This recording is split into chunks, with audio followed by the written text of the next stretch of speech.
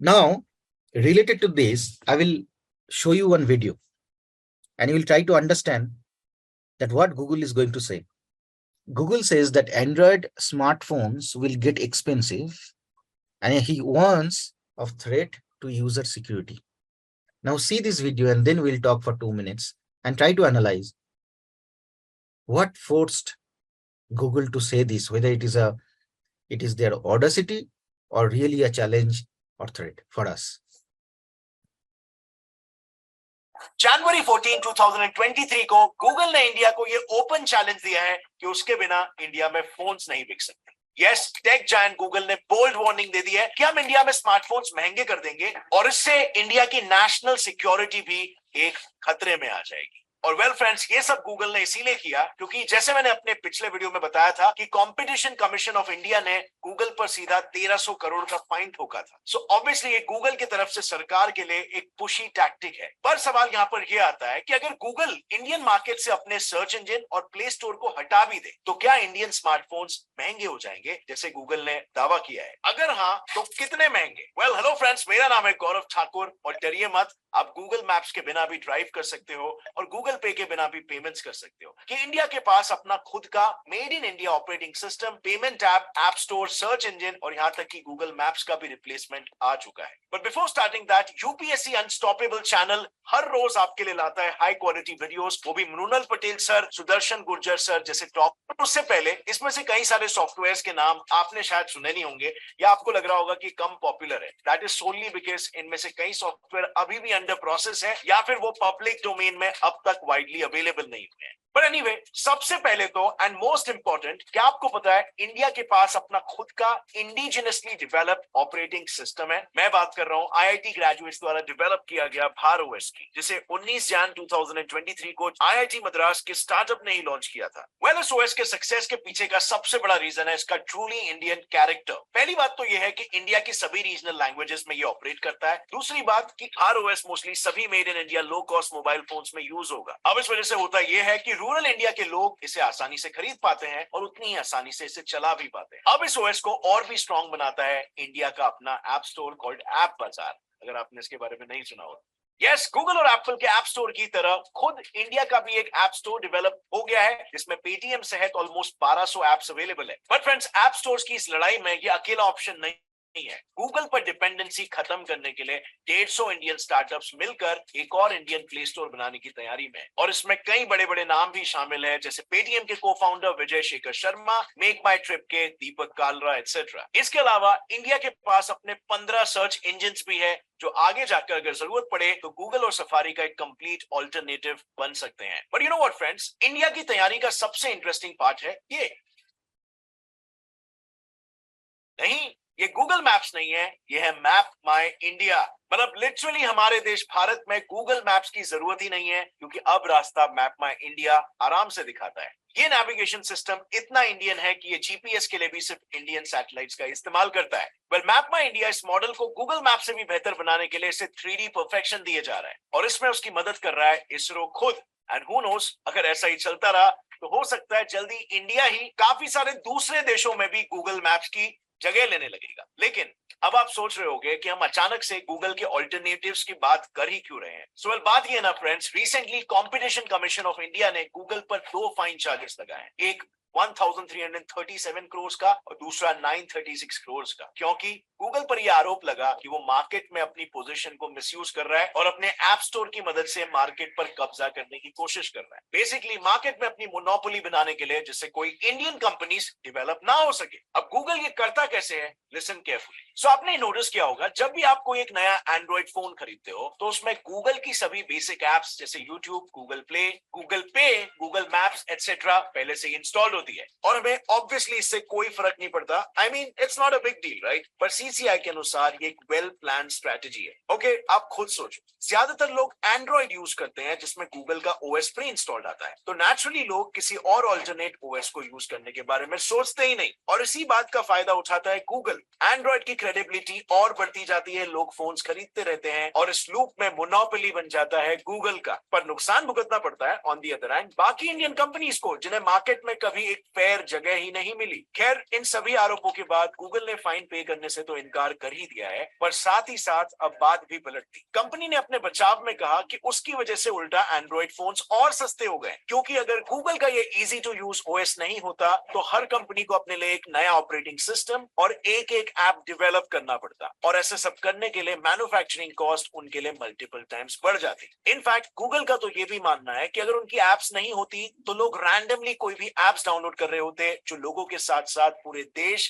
की cyber security के लिए खतरा बन जाता। पर फ्रेंड्स, गौर करने की बात तो यह है कि एक तरफ इंडिया में गूगल फाइन भरने से जहां इनकार कर चुका था, वहीं दूसरी तरफ ईयू में उसे $2.7 बिलियन का फाइन देने में कोई भी दिक्कत नहीं आई। लेकिन सवाल तो यह है कि आखिर गूगल किस से बचेगा, क्योंकि इंडिया के बाद अब Canada, south Korea, Brazil, Argentina, France, Germany और इटली ने भी गूगल पर केसेस फाइल कर दिए। अब इंडिया द्वारा फाइल किया हुआ केस इकलौता ऐसा केस नहीं है जिसमें गूगल डबल स्टैंडर्ड्स दिखा रहा है। एक काफी कोइंसिडेंटल डबल स्टैंडर्ड्स वाली बात बताऊं, सो क्वाइट आयरॉनिकली 2000 से गूगल का मेन कॉर्पोरेट मोटो था डोंट बी इविल, जो कंपनी कल्चर में इतना डीपली एम्बेडेड था कि वो एक तरह से गूगल का अनऑफिशियल लोगो बन गया था। सो मच सो कि काफी टाइम तक गूगल ऑफिसेस के पासवर्ड्स में भी डोंट बी इविल यूज होने लगा था। लेकिन for some unknown reason Google ने हाल ही में ये डोंट बी इविल क्लॉज अपने कोड ऑफ कंडक्ट डॉक्यूमेंट से ही निकाल दिया और उसे डाइल्यूट करके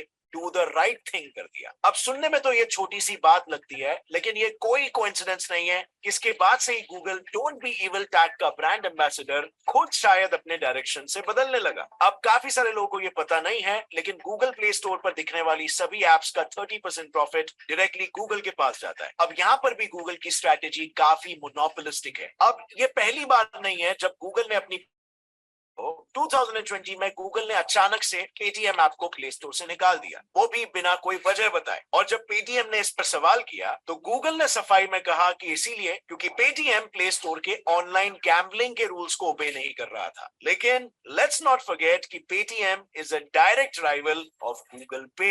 सो शायद ऐसा भी हो सकता है ना कि गूगल ने जानबूझकर पेटीएम को टारगेट किया। एंड पेटीएम इकलौता नहीं है, भारत मैट्रिमोनी भी गूगल के बुलिंग का विक्टिम बन चुका है, और इसीलिए मैट्रिमोनियल साइट भारत मैट्रिमोनी ने गूगल के खिलाफ केस भी फाइल किया और गूगल को एंड में 136 करोड़ का फाइन पे करना पड़ा। अब फ्रेंड्स, इतना फाइन पे करने वाली कंपनी आखिर पैसे कैसे कमा रही है, ये सवाल आपके दिमाग में आ रहा होगा।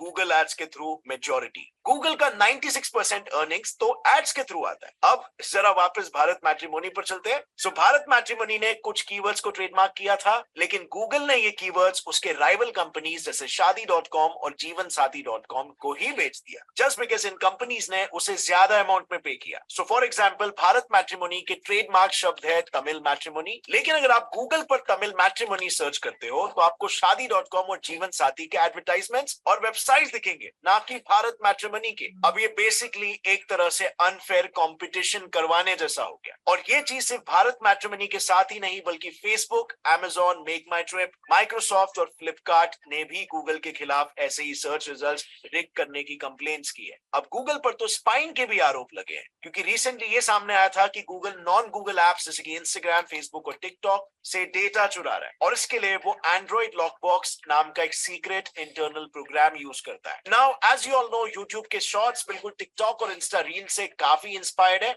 सो इसको डेवलप करते टाइम मार्केट रिसर्च भी टिकटॉक और इंस्टाग्राम से मिले हुए डेटा से ही की गई। सिर्फ यही नहीं, कुछ एंड्रॉइड फोन्स में तो कुछ ऐसे भी कैमरा फ्लॉज है जो यूजर्स पर स्पाई कर सकते हैं, और ये बात खुद गूगल ने भी एक्सेप्ट की है। But friends, now coming to the big question, क्या सच में गूगल के ओएस के बिना स्मार्टफोन्स महंगे हो जाएंगे? There is a good possibility कि ये क्लेम्स के पीछे कोई सच्चाई नहीं है, क्योंकि जब 2012 में सैमसंग ने अपना टाइजन ओएस वाला फोन लॉन्च किया था, तब उसके फोन प्राइसेस में कोई चेंजेस नहीं आए थे, और जब 2019 में हुआवे फोन्स पर एंड्रॉइड ओएस यूज करने का बैन लगा था, तब हुआवे ने भी अपने खुद का ओएस हार्मनी डेवलप किया, और इंटरेस्टिंगली उसके नए ओएस वाले फोन्स की प्राइस तो एंड्रॉइड से 21,000 से कम थे। एंड लॉजिकली भी अगर सोचे तो एक कंट्री के लिए खुद का ओएस यही बेनिफिशियल होता है कि वो सिस्टम्स को लोकली प्रोड्यूस करे। सो गूगल के बिना लाइफ इमेजिन करना जितना इम्पॉसिबल मे बी आप लोग को लग रहा है, उतना एक्चुअल में इंडिया की पोजीशन से अगर देखा जाए तो है नहीं। एंड सीसीआई ने भी राइटफुली गूगल को अकाउंटेबल ठहराया है। अगर इस फुल केस को डिटेल में आप जानना चाहते हो कि गूगल पे क्या क्या आरोप लगे हैं और गूगल ने उसका जवाब कैसे दिया, तो इस पर मैंने ऑलरेडी एक वीडियो बनाया है जिस पर आप यहां पर क्लिक करके जिसे देख सकते हो। काफी इंटरेस्टिंग वीडियो है और आपको जानना चाहिए। और अगर इस वीडियो से आपको कुछ भी नया सीखने मिला, एक लाइक जरूर ठोकना। Okay. So did you understand what was the main crux of this video? Because it is talking about the competition. It is talking about that people have understood that Google is becoming the monopoly, trying to act as a, and that is a big problem for everybody. Okay.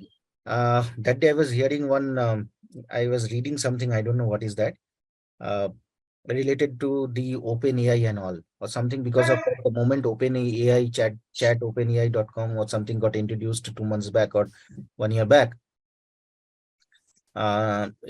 Suddenly Google lost almost $100 billion their share price or market valuation, sorry. Okay.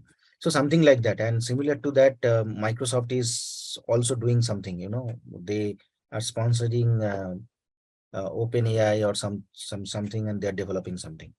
So why I'm saying this, that Satya Nadella, who is the head of Microsoft now, he said the same thing what I'm telling you right now, that Google is a giant. It's true that we cannot kill the giant, but at least we can make the giants dancing. And that is the main motto for the time. You understood? So he passed this strong comment against Google, that Google is a giant, we cannot kill him, but at least we can make the giant dance. For the timing, that will suffice for all of us. So these kind of things, thought process, definitely whenever you are talking about the marketing, talking about the market scenario and all, we should start thinking. We should not only see, I told you that this marketing and everything, it will become very easy for you the moment you are thinking from chief marketing officer, that perspective, not from the student of marketing perspective. So start always thinking, reading, studying marketing from that perspective. It will become easy, and start analyzing any commercial, anything, any product or anything from that point of view. Okay. Why it is introduced, why not why it is not introduced, how many competition is there, why it is monopolistic, why it is not monopolistic. Everything, start asking question to yourself, and then only you will understand a lot of hidden strategies what these big players are following. Okay.